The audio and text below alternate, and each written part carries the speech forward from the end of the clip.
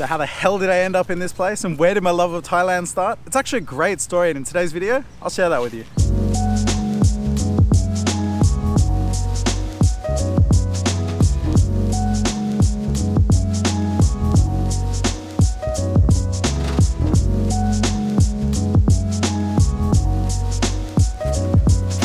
So my first trip to Thailand was kind of a wild one. It was a total spur of the moment drunken decision. So I'd been partying at my house, had a whole bunch of friends around at my house. We'd been out the night before and we're sort of still partying on into the next day. And one of my friends is like, hey, let's go to Thailand. And I was like, yeah, cool, when? And he's like, now. And I was drunk, so I was like, all right, I'll call your bluff. So I went into my room and got my passport. I was like, yeah, I'm ready, let's go.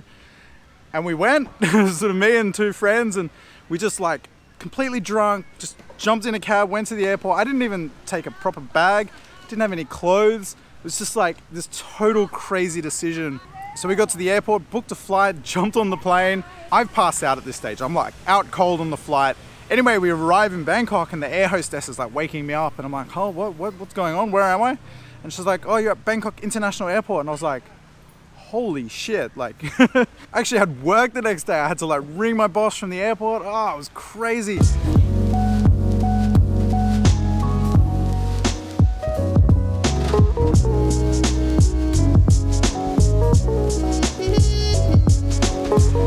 So I'm at the airport and I've called my boss and told him I'm not going to be able to come to work tomorrow. He said to me, you better have a good reason why. And I said, yeah, I'm in Bangkok. He said, what? I was like, yeah, I'm sorry, I was drunk, I jumped on a plane with my friends and now I'm here in Bangkok. So he said to me, well, how long is your ticket? Like, when are you coming back? And I looked at the ticket, I didn't even know, and I like, looked at the ticket, I was, oh, it's a one-way ticket. So he said, all right, you can have a week, which is awesome, you know, best boss ever. So he said, he's like, I should be mad at you, but that's really cool. So we decided to spend a week there. So we started off in Bangkok, spent a few days there, then we went on to Phuket and Koh Samui, and we had the best time ever.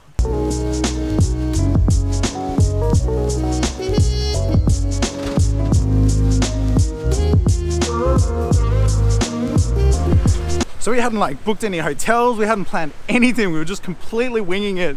So this like 3 hungover people arrived in Bangkok with no plan and no idea what to do. It was really funny. So one of my friends, he'd been there like a bunch of times and he sort of knew his way around Thailand a little bit. But me and my other friend, we'd never been there. So it was our first time visiting and it was really exciting. The only problem was we didn't have any luck. I didn't pack any bags, so I didn't take any luggage, I didn't have any clothes. So literally I had to go buy everything.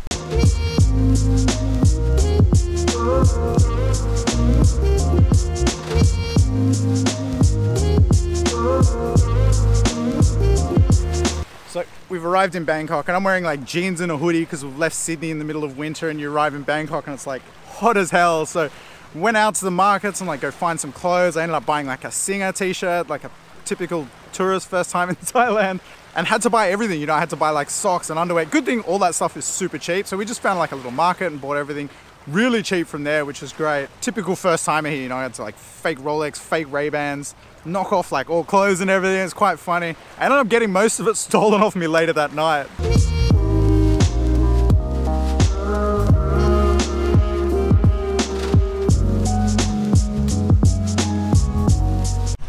So first night out, like every other tourist, we're off to Khao San Road. So went out, had a great night. We're just sort of like bouncing around the city, drinking a heap, ended up meeting some girls, bringing them back to the room.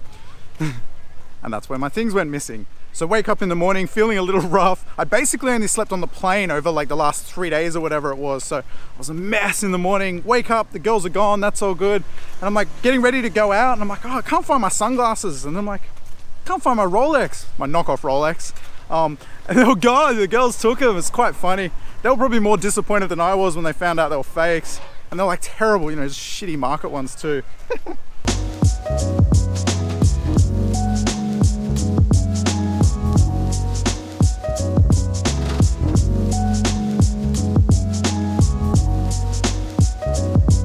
So I think we spent 3 days in Bangkok. It was just this amazing experience. And honestly, like I fell in love with the place then and there. So I'd never been to Asia before. I'd never been to a city that big. And it was just the chaos of the place. You know, and I still love it to this day.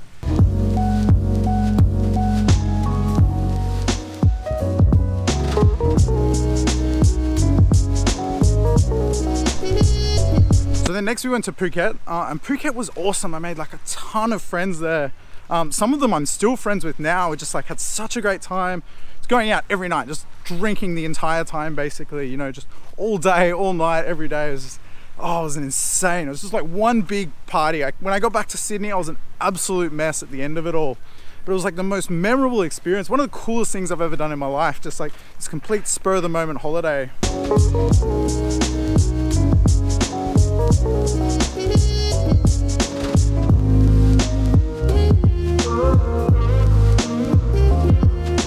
Phuket's a really fun place. I'm actually dying to get down there. I haven't been there for a couple of years, but every time I go, I just have so much fun. I think it's also the place to be at the moment. You know, it's the most open here in Thailand right now. But after that, we headed off to Koh Samui. And Koh Samui is just like, it's such a beautiful place. We were there and just had like perfect weather and, you know, just hanging out at the beach every day. Still going out every night, of course. And by this stage, I'd learned to put my valuables in the safe. Well, not that they were that valuable anyway. But we stayed in Chiang Beach. We had like a really cool place, basically right on the beach, and it was like walking distance to that whole little strip where all the bars and everything are. God, that was a really fun time too. I've got all these like epic photos of the trip. There's like one of me drunk on the roof of a tuk-tuk. It's just one of those like wild holidays, you know, just a total boys trip. We're just out of control the whole time.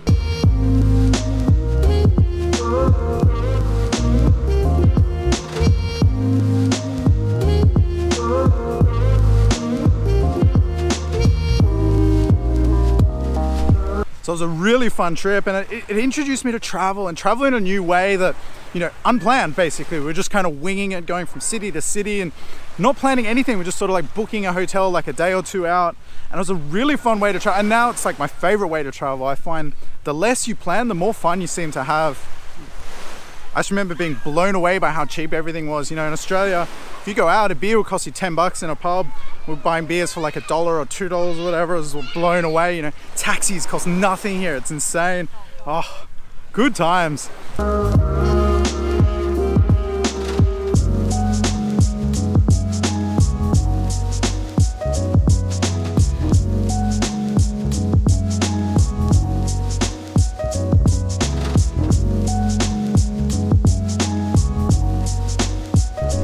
So I ended up doing more of these spur of the moment trips. I've got sort of 3 friends that I would travel with most of the time, and 2 of them were nuts that do this like spur of the moment thing all the time. It's a lot of fun, but like, God, when the 2 of them wanted to go and I couldn't, like it was so hard to say no.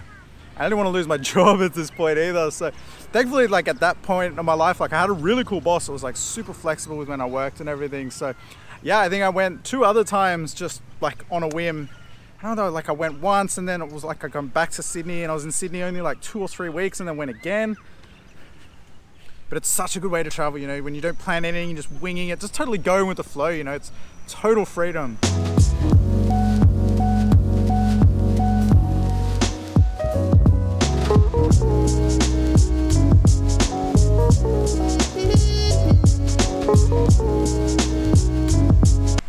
But I love Thailand. I've since been back. I think this is my 8th time here, 8th or 9th time coming to Thailand.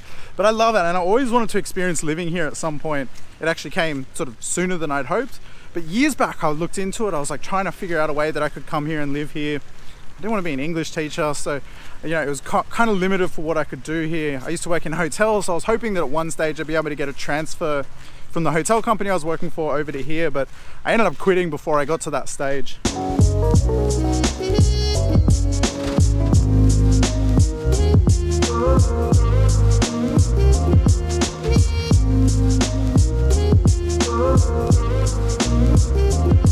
But I do absolutely love living here. I mean, look how beautiful it is. I honestly can't believe it sometimes. I'm so lucky. So why Thailand? I mean, apart from the obvious, it was basically the only place open. You know, I've talked about this in other videos, but I made the decision back in January, the beginning of this year, that I wanted to come to Thailand. I couldn't get back home to Korea, and Thailand was basically the only place open at that point. I did want to come here and make YouTube videos, and I was hoping to be successful, and it's just, I'm really thankful that it's all kind of working out and everything's going really well. I am having the best time here. You know, it's like definitely the best decision I've ever made to come here. I've got great friends, I'm meeting amazing people, and I'm having a ton of fun, and like, I'm here. Alright, well, I'm going to wrap the video up here. I hope you enjoyed this. You know, I've got tons of stories and I enjoy sharing them, and gives you a chance to get to know me a little bit better as well. So anyway, I've got a fun few days coming up, so stay tuned for that. But as always, thanks for watching. See you next time. Alright, so it is so good to be just like sitting in a bar, having a beer like normal again. You know, been able to, but it's nice to just like sit and totally relax. I'm here at the Blackout. If you haven't been there, it's in Nana. It's a fucking awesome place and the people are all so lovely. Having a great time. Had a good dinner, now having some beers.